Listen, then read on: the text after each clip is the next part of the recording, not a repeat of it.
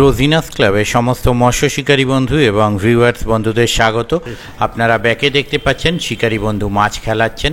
এটি হচ্ছে চন্দননগর থেকে নসিবপুর যাওয়ার রুটে হাকিমপুর স্কুলের পিছনে হাকিমপুর বেড়ে পুকুর। এই পুকুরে পাশের তথ্য আমি আপনাদের সঙ্গে শেয়ার করেছি, আপনারা দেখেছেন।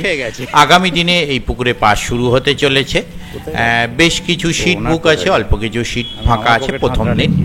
তো প্রথম দিন কীরকম কী রেজাল্ট হবে সেটা দেখার জন্য আমি অবশ্যই যাওয়ার চেষ্টা করব। যদি যেতে পারি তাহলে সেই তথ্য আমি আপনাদের সঙ্গে শেয়ার করব।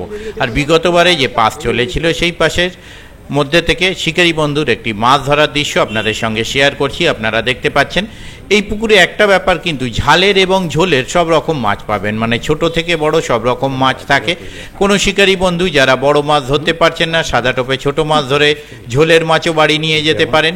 আবার যারা ধরতে পারেন বড় মাছ ধরতে পারলেন বা খেলো, সেরকমও হতে পারে। যেমন গতবারে আমরা দেখেছিলাম শিকারী বন্ধু অজিত দা শুধুমাত্র বেছে বেছে কাতলা ধরেছিলেন, কোনো চারা মাছ ধরেননি, সে যেন বাছাই করে ধরা। আবার কোনো শিকারী বন্ধু শুধুই চারা মাছ ধরেছিলেন, এরকমও দেখা গিয়েছিল। আবার কেউ 10-এর কাতলা 8-এর কাতলা ধরেছে, সঙ্গে চারা মাছও ধরেছে। মিলিয়ে গুছিয়ে বিভিন্ন রকম পরিস্থিতি দেখা গিয়েছিল। এবারে যদি যেতে পারি কীরকম পরিস্থিতি হচ্ছে সেটা আমি আপনাদের সঙ্গে শেয়ার করব।